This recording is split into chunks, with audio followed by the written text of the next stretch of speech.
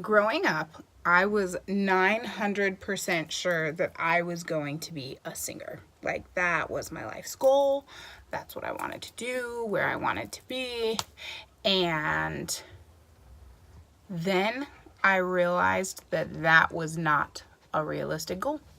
So I became a high school English teacher.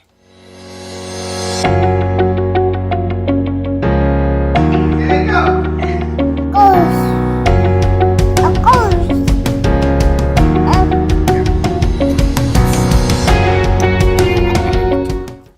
So if you're wondering why I'm sitting in my closet, it's because I really enjoy sitting on the floor. One. Two, my closet has pretty decent lighting. And three, it's quiet. But this was our first Spirit Week at school, and so I thought it would be a really cool idea to talk about why I became a high school English teacher. So I'm gonna take up some of your time, let you know why I'm a teacher, why I continue to be a teacher, and literally why I absolutely love my job, probably more than most people do. When I was a senior in high school, I had a really awesome teacher friend, and she had been our family friend forever. And she had asked, she was like, "What's your plan? What are you doing after high school?" And I was like, "Going to college." And she said, "Well, what are you going to college for?" And I said, "Well, I'm good at English. That's about it."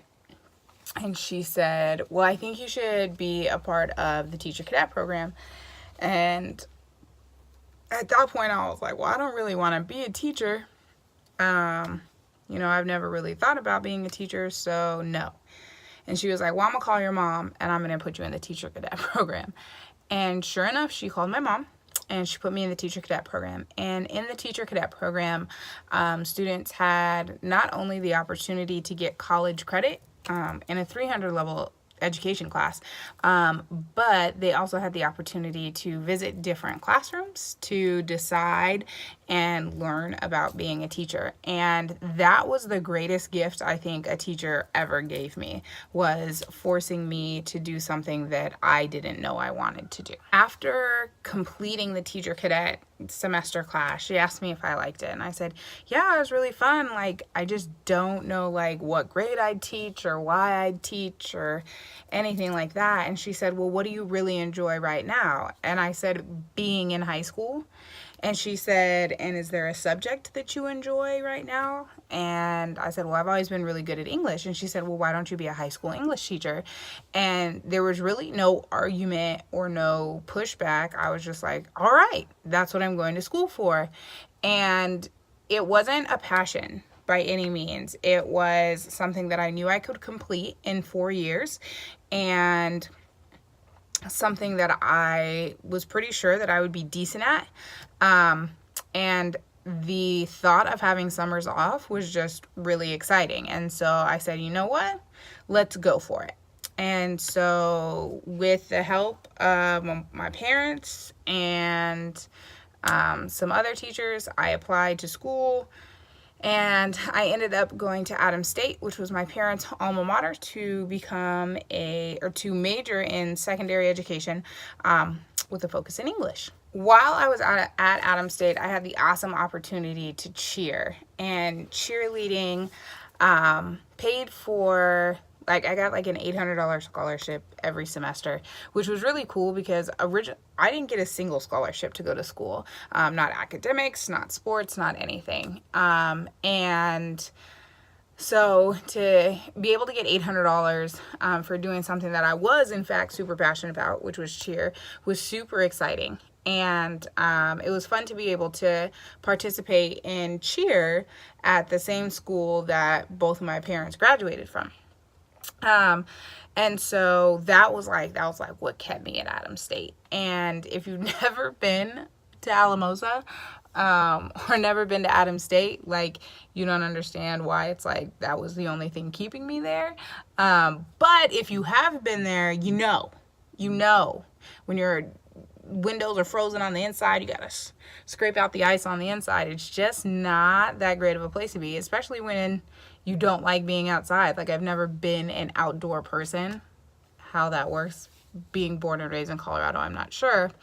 But I was able to cheer and go to school, and that, like, I was confident that that was how it was going to work out. So my sophomore year of college, I started having really terrible back pain, and I ended up going to the doctor while I was on, I think it was like fall break or something like that, and the doctor made it very clear that from being a base forever and probably not using the greatest form, I had, for lack of a better term, crushed the lower discs in my back and minimized them significantly. And she had made the comment that, you know, if I ever want to have really life after cheer, then it was her suggestion that I should just quit cheering.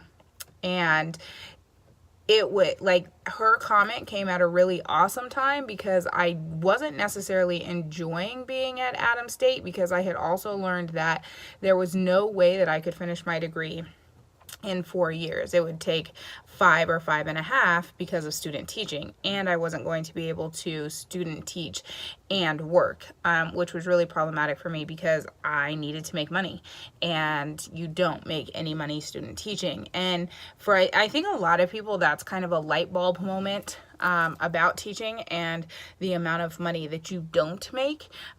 You spend all of this time, you spend, you know, 4 to 5.5 years going to school to become a teacher, to literally not make enough money to pay off your student loans if you have them, or you know, you almost give up the opportunity to pay for school out of pocket if you commit yourself wholeheartedly to student teaching. And it was the first time in my 2 years of college that I was like, well, maybe I'm not actually going to become a teacher. So I made the decision to quit cheering, which meant that there was really nothing keeping me at Adams State. And so my options at that point were to attend another school out of state, and I really, really wanted to go to some schools in Texas since that's where I had family, or I could just move home. And I didn't have a high enough ACT score to transfer to the schools in Texas that I wanted to go to. Being 100% honest, I got a 12 on my ACT. Asterisk, it was the morning of senior cheerleading tryouts, and obviously my priorities weren't where they should have been, but I was more worried about cheer than I was about my ACTs. So I had the option to retake my ACT, or I could go home, go to UCCS, and not have any worries. And so that's what I did. I decided to go home, live at my parents' house, which was going to save money, obviously, get a job, and finish school in 4 years. Fast forward to first week of school at UCCS. I noticed on, like, my schedule or my transcript, whatever you want to call it, that my major had changed, and my major had changed to English, and it was no longer secondary education. So I made an appointment with my advisor, and I was like, hey, you know, I want to major in education. Like, I don't want to major in English. Like, my goal is to just be a teacher and have a focus in English. From there, my advisor, who was a really kind guy, said, well, we don't do that here. And I was like, oh, okay, like, that would have been good to know. And he was like, you can major in English and then be a part of the College of Education. And I was like, okay, so what does that do for my time at your school? Because I want to graduate in 2 years. And he said, oh, that's impossible. And I was like, what makes that impossible? And he said, you have to finish all of your English classes, and then basically you start the education piece. And I was like, no, that's not gonna work. Like, that's not part of the plan. So what are my other options? And he said, well, you can major in English, and then you can do our alternative licensing program. And I said, tell me more. And so the alternative licensure program, basically in a nutshell, is you have a year to convince a school to hire you as a teacher with no real experience in teaching. And then in your first year of teaching, you become qualified to be a full-time teacher, to get your teaching license, and you also have the option to continue and get your master's degree. And I was like, okay, well, let me think about this. It's not that's not a decision you can make real lightly. And I think it was at that point that I had made the commitment to being a teacher. And like there was no turning back at that point. And I think that that's where I started to become passionate about teaching, because there was no way I was going to convince a school, a high school or a middle school, to hire me as an individual straight out of college without any teaching experience if I wasn't wholeheartedly passionate about students and their education. And so I think it was a couple days later, I made the decision that I was going to do it, and I was going to convince somebody to hire your girl. It was also while I was at UCCS that I fell in love with English. I took a class in British literature. Most of my classes were British literature, actually. And I took a class on Chaucer.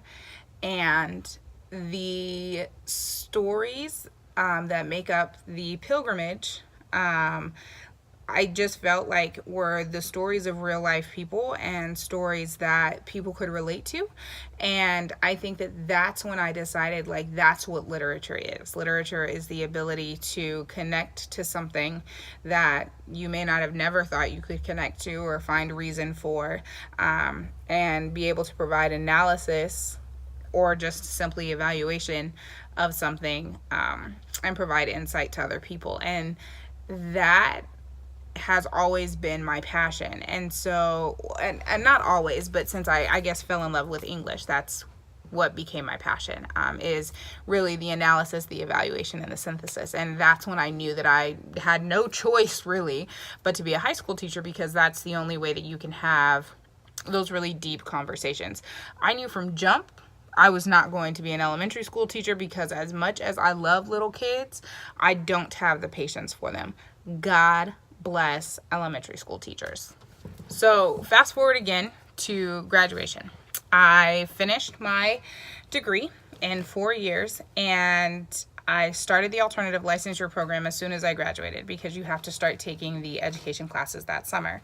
And you out the gate start applying for jobs. And I became incredibly discouraged, because while I had been coaching cheerleading at a middle school during the last couple years of undergrad, it still didn't count as having experience and enough experience to actually become a teacher. And so I went to interview after interview and kept not getting these jobs, and was so discouraged, because I was like, how am I going to make this work? Like, I don't have any other options. This is what I went to school for. What the hell do you do with an English degree if not become a teacher? And remember, I had already, committed myself passionately to this. And so I sat down with a couple of people that I had remained close to, or teachers that I had remained close to after high school, and they suggested that I get a job either being a para or working with students with special needs, because that would absolutely be my foot in the door, which was cool for me, because growing up, my mom had worked with individuals with mental and physical disabilities, and so it was, it holds a special place in all of our hearts.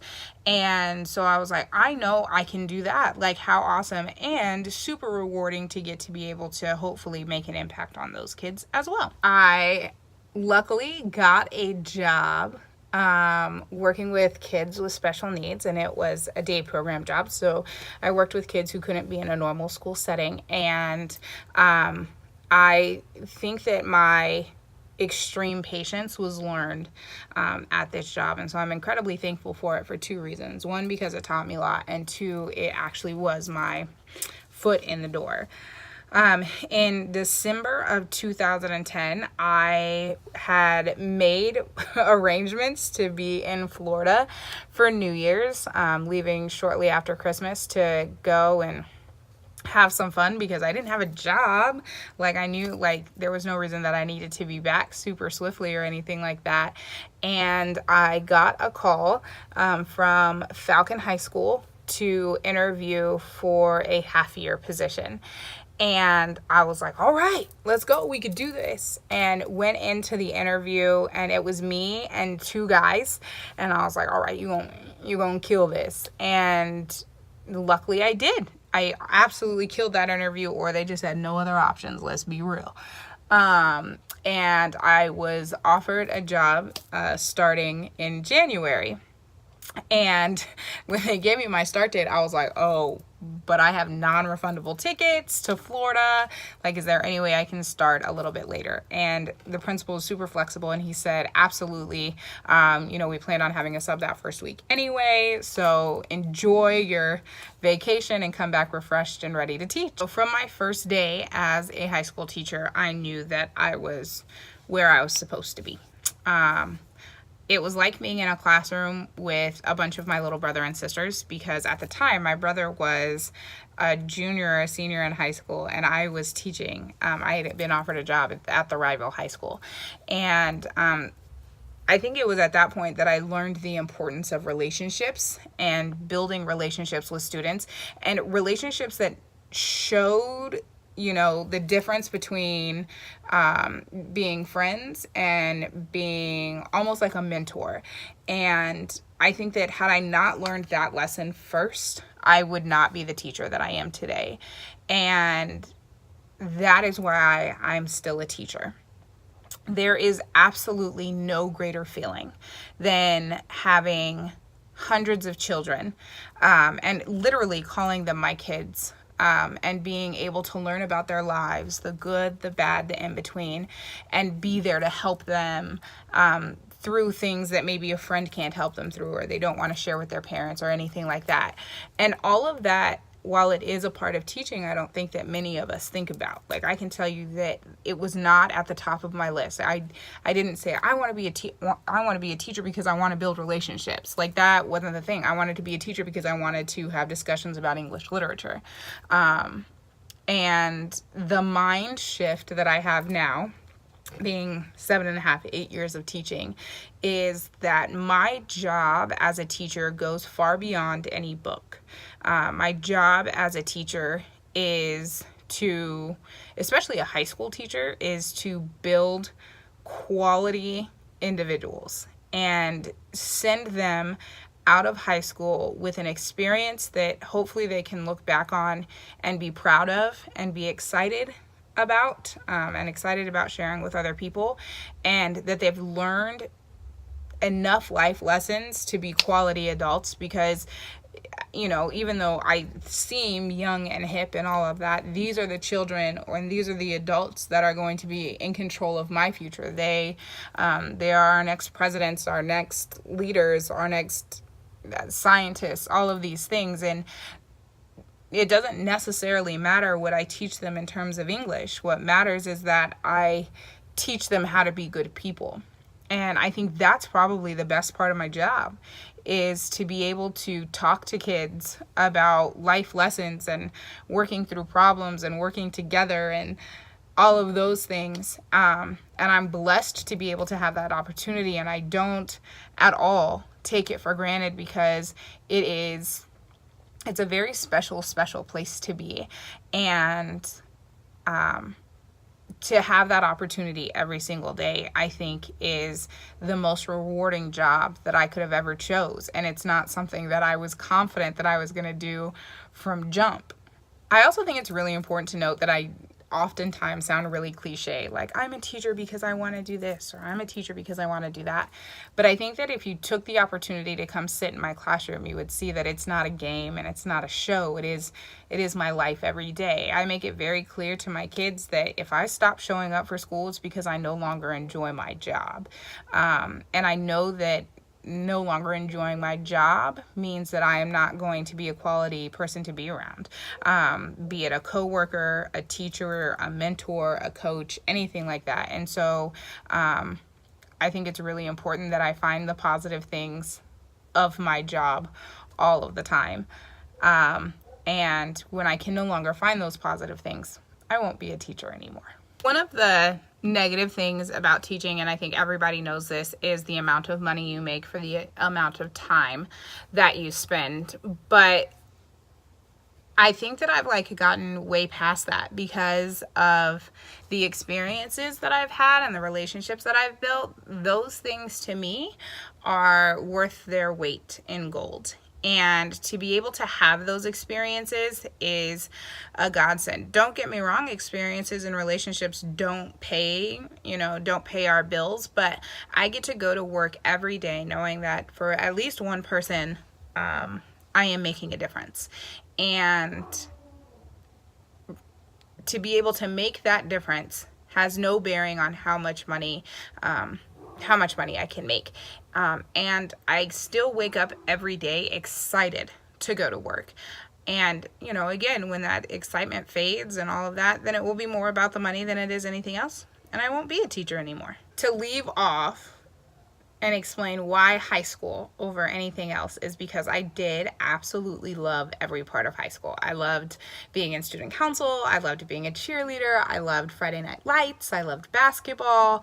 There is nothing greater to me than the high school atmosphere. And to be able to get to do that all of the time and raise my kids in that atmosphere is absolutely awesome. I was telling somebody the other night that Riddick is going to hate elementary school and middle school because it's not high school. It's not as exciting to him. But this last week was our Spirit Week, and probably the biggest reason why I wanted to do this video, because I was just reminded of how exciting high school is. Every day of the week we dressed up, we built up our football team, and then Friday was a jam-packed day. We had a morning pep assembly because it was our first football game, and we were home for the first football game. That afternoon, we had our afternoon pep assembly, and it is literally the loudest, most exciting part of the day. And then that night, we had our first home football game. And every piece of that was pure adrenaline and excitement. So it didn't matter how busy I was, because I'm also the student council advisor at my school.